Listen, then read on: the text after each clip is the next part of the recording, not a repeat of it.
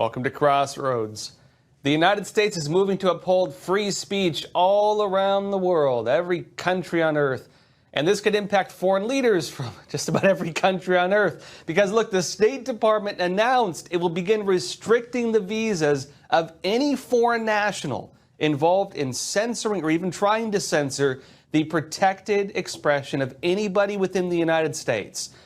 Citizen or otherwise, actually, even dissidents here, even people from many countries, even Brazil, I know people, anyone who a foreign government is trying to censor within the United States, they can lose their visas and may not be able to come here.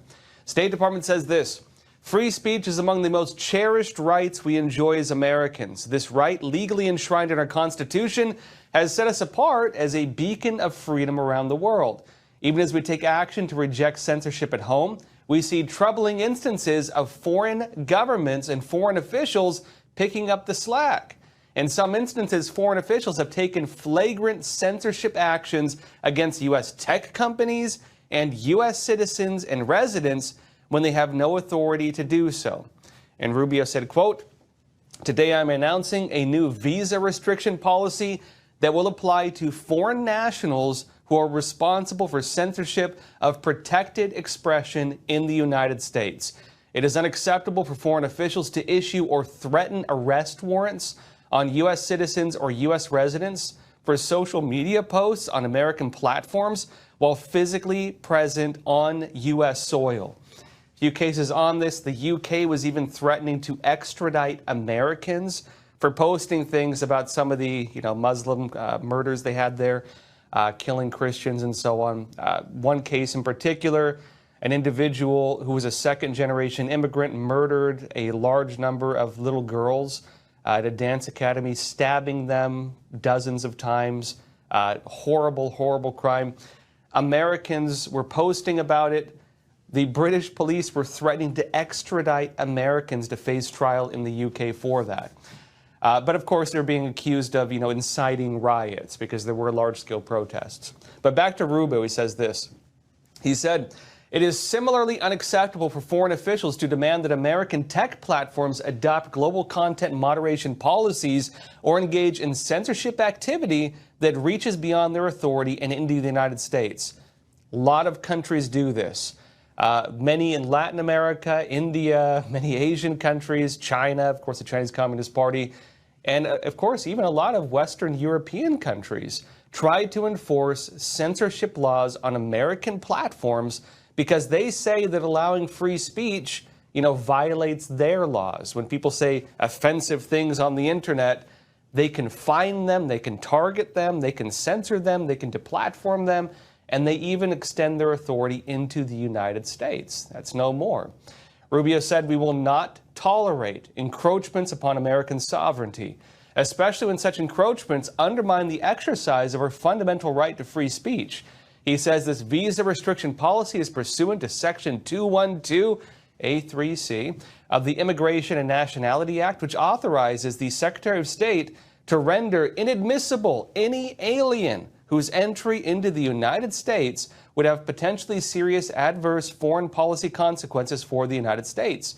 And in this case, any of those aliens could be foreign officials, even government officials, anybody. We might not be going after them in terms of fining them, but they can't come to America if this goes through. It adds as well, certain family members may also be covered by these restrictions, meaning maybe if their kid wants to study at Harvard, for example. Now, this could impact a lot of countries. Elon Musk previously exposed on that X, of course, formerly known as Twitter, X gets censorship requests from all over the world.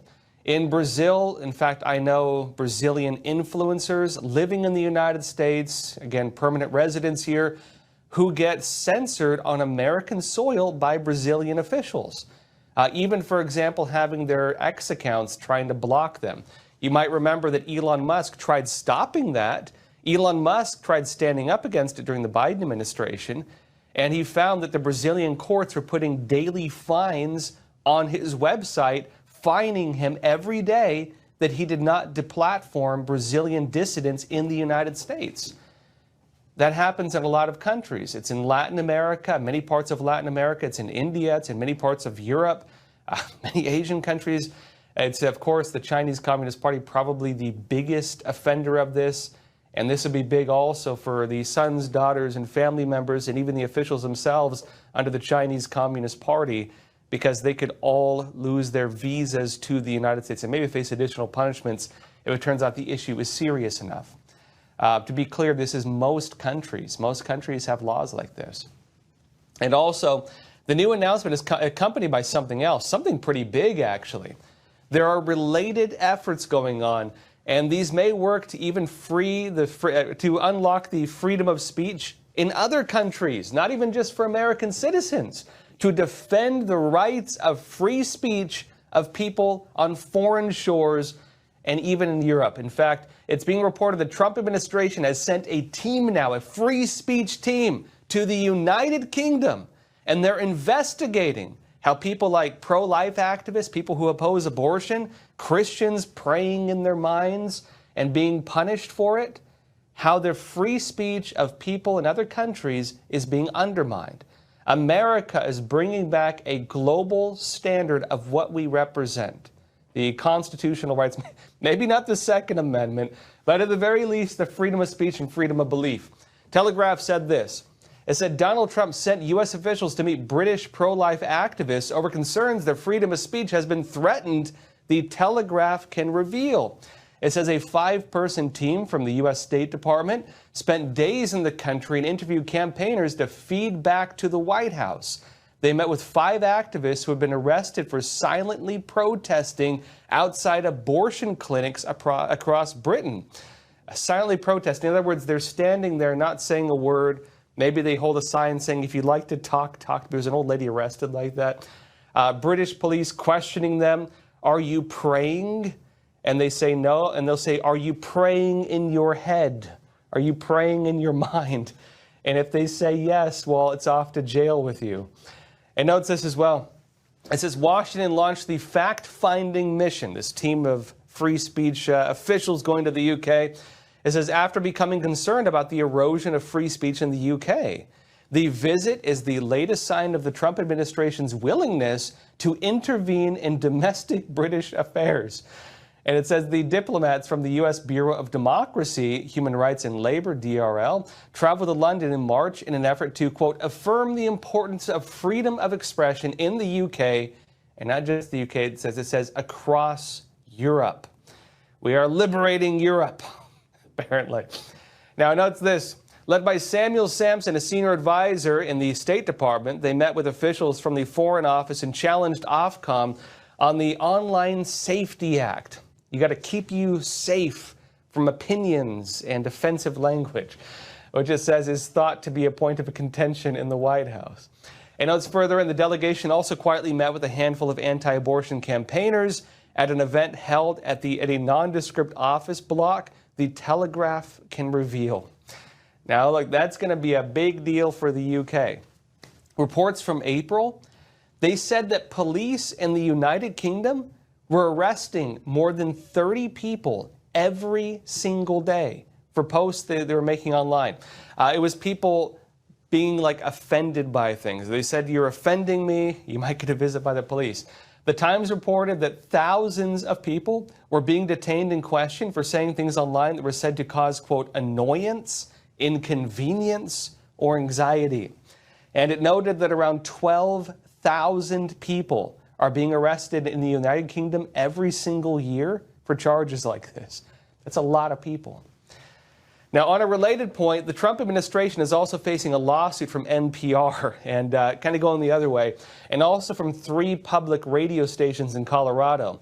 Now, the issue is not technically about them being censored, but it is a First Amendment issue. The issue is that the Trump is looking to pool their government funding. Kind of funny because they said they're not government funded, but they're pulling their government funding now. And these outlets are arguing that pooling their government funding is a violation of the First Amendment because they say it's like punishment for what they're saying, basically. Look, a lot of media do not get government funding, at least least not that I know of. And so to say that they're being punished for not getting money from the government, it's a strange argument. But here's what NPR says. They say NPR and 3 Colorado public radio stations filed suit Tuesday morning in federal court against the Trump White House over the president's executive order that purportedly bars the use of congressionally appropriated funds for NPR and PBS. This is the technical issue here. They say basically that it's the role of Congress to handle the budgets and that Trump is overriding his constitutional authority by doing something related to budgets without Congress doing it effectively. Further, it explains this a bit more. It says the lawsuit says the administration is usurping Congress's power to direct how federal money will be spent and to pass laws. It names President Trump, White House Budget Director Russell Vought, Treasury Secretary Scott Bessent, and Maria Rosario Jackson, the chair of the National Endowment for the Arts, as defendants. It says a team that includes noted free speech lawyer Theodore J. Bertros filed the lawsuit for NPR and the Colorado stations jointly in the District of Columbia, good old Washington, D.C. It says the suit calls Trump's early May executive order, which we'll get into, quote, textbook retaliation and an existential threat to the public radio system that millions of Americans across the country rely on for vital news and information. Now, they note PBS is not a party to the lawsuit. The television network issued a statement Tuesday morning saying PBS is considering every option, including taking legal action to allow our organization to continue to provide essential programming and services to all members stations and all Americans. Now, look, the counter argument here, government funding for media is not guaranteed under the Constitution. In fact, if you want to talk about separation of powers, if a journalist accepts government money, you might question whether they're impartial or not. This is not some constitutional protected right that you're entitled to get money from the government. The news outlets argue, though, again, the reason they're doing this is they say that Trump is essentially pulling their funding because he personally doesn't like their political speech. That's kind of their argument. And when it comes to budgets, they do note it is the authority of Congress to decide where the taxpayer money goes. That's, of course, part of the bigger debate right now in the United States, whether Trump has a lot of the authority he's been using or whether it has to go through Congress, especially on the budget and even with tariffs now, by the way. They're trying to block him on tariffs. Now, another side of this, though, the FCC, the Federal Communications Commission, it does have standards on broadcast. If you're on radio, if you're on television, there are certain laws with that, and you can lose your broadcast license through the FCC if you violate that. For example, 60 Minutes is facing some issues right now because of allegedly, selectively editing interviews with Kamala Harris during the campaign trail. For example, CBS, Paramount, they're in hot water over that. There's a lot of issues like that. There's also talk about going after the broadcast licenses of a lot of radio stations because, they're being bought up by political activist groups. And there are some questions over whether they could be in violation of FCC laws. Basically, if you're going to be broadcasting on these, again, public systems, monitored, regulated by the FCC, there are certain standards of being politically fair, and especially during elections. A lot of this is about elections. But on the point of the executive order Trump signed, this was the White House order that could effectively pull the government funding from NPR and maybe a lot of other outlets that have been getting government money, apparently. The White House said this May 1st. It says National Public Radio, NPR, and the Public Broadcasting Service, PBS, receive taxpayer funds through the Corporation for Public Broadcasting, CPB. Unlike in 1967 when the CPB was established, today the media landscape is filled with abundant, diverse, and innovative news options. Government funding of news media in this environment is not only outdated and unnecessary, but corrosive to the appearance of journalistic independence. At the very least, Americans have the right to expect that their tax dollars fund public broadcasting at all. They fund only fair, accurate, unbiased, and nonpartisan news coverage. No media outlet has a constitutional right to taxpayer subsidies. and the government is entitled to determine which categories of activities to subsidize. The CPB's governing statute reflects principles of impartiality. The CPB, it says, may not contribute to or otherwise support any political party. And that is under their direct standards, in fact, which they note here. Meaning, if a news outlet is fully in line with one political party against another, it is in violation of the very contract they have, the laws of the organization. It says here, the CPB fails to abide by these principles to the extent it subsidizes NPR and PBS. Which viewpoints NPR and PBS promote does not matter. What does matter is that neither entity presents a fair, accurate, or unbiased portrayal of current events to taxpaying citizens. And Trump said, I therefore instruct the CPB Board of Directors, which he just refers to as the CPB Board, and all executive departments and agencies to cease federal funding for NPR and PBS. Now, look, again, you could argue this is censorship on the part that maybe Trump is using his personal belief, his personal perception of political bias. I don't think you'd have to look too hard to say that they have an obvious bias. In terms of employees, again, these outlets deny it. They say that they're not biased.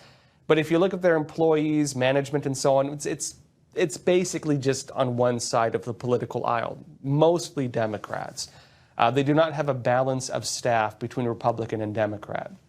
I don't know about independents. But on the other side of it, it could argue this is not really censorship because it's not like NPR or any outlet. It's not like they're being forced to change how they cover the news. It's not like they're being told how to regulate their speech. They're being told they can still say whatever the heck they want. But the issue is they're not entitled to government funding. And the other issue is if you're an entity that receives government funding through a government contract, the government can end a contract. They can divert the funding. They can choose to give it to somebody else. Congress, again, gives the budget, but the budget can be used for different entities. The details of it, in other words, the granular parts of it, are not necessarily regulated. So we will see how well this lawsuit works. And the other issue is, well, if it does turn out that they are in fact entitled to receiving government funding, it raises a big question of whether other news outlets should also receive government funding. Why doesn't everybody get it if it's a constitutional protected right that you get money from the government? And then, what would that mean for the freedom of the press if that were to happen, if everything was just suddenly state-run? Is that a good thing? Is that a bad thing? I don't know. Now, look, this also ties into a deeper argument of whether government funding comes with strings attached, though. If you take the money, are you really different from a government entity? If the government gives money to a news outlet, can that news outlet say whatever it wants anymore? Can they have bias? Can they be manipulated? That's another big question. What about if a government official decides to give funding to a partisan outlet with the intent of pushing in the interests of their own political opinions? What if they subsidize one outlet and that state-funded news outlet then goes on to write like hit pieces or attack pieces on the rival party? What if they do things to prop up one candidate during an election and tear down the other, which is one of the things they're being accused of, by the way? What happens if they use that government money to keep things running and they use it to destroy their rivals and to use their money to engage in partisan issues that undermine elections or undermine one party in the interests of another? Is that then okay for a maybe partisan individual to delegate funding in that case? This could actually raise a lot of different issues because I think these are legitimate concerns. Have a great weekend otherwise. And that said, folks, please take care of yourselves, stay informed, stay free. Thank you.